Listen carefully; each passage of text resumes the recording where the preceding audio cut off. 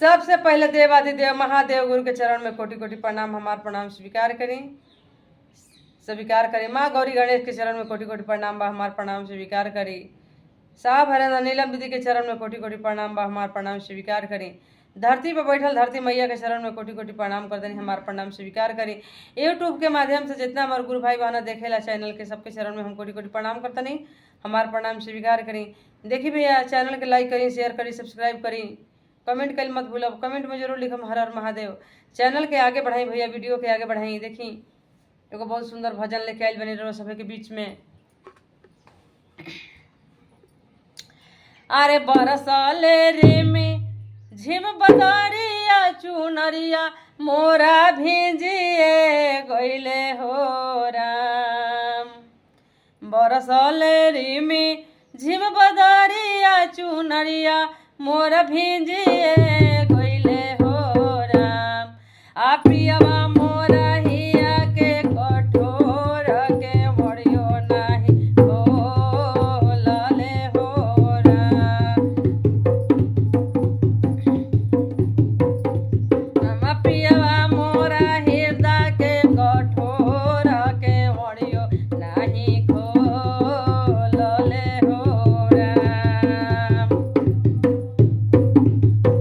बरसाले रे में झिम बदरिया चुनरिया मोरा भिजिए गइले हो राम।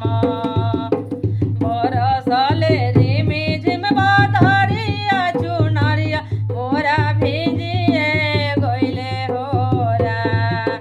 पियवा मोरा हिया के कठोर के वड़ियो नाही हो लाले हो राम। पियवा मोरा हृदय के कठोर के वड़ियो नाही हो लाले हो राम।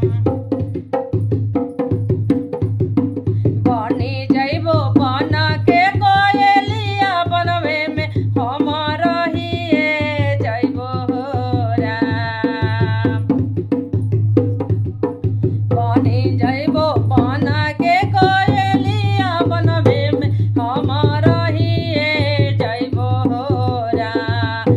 शिव गुरु अइहे बनवा घूमे त दुखड़ा सुनाई देबो हो राम। शिव गुरु अइहे बनवा घूमे त दुखवा सुनाई देबो हो राम।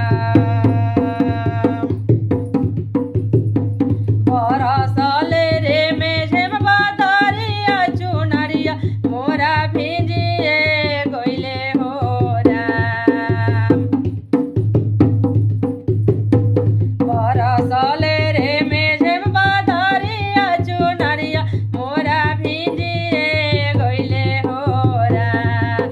पियवा मोरा हिया के कठोर के मरियो नाही हो लाले हो राम। पियवा मोरा हृदय के कठोर के मरियो नाही हो लाले हो राम।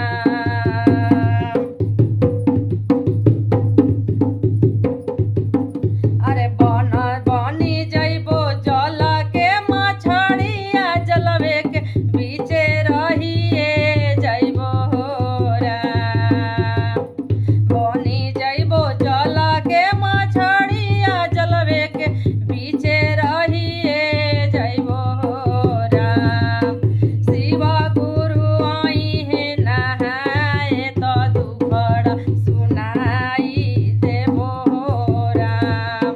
शिव गुरु अइहे नहाए त दुखड़ा सुनाई देबो हो राम।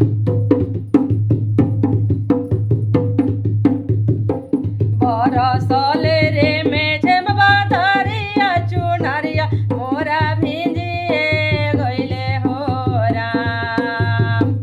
बरसाले रे में झिम बदरिया चुनरिया मोरा भिजिए गइले हो राम। पियवा मोरा हिया के कठोर के मरियो नाही हो लाले हो राम। पियवा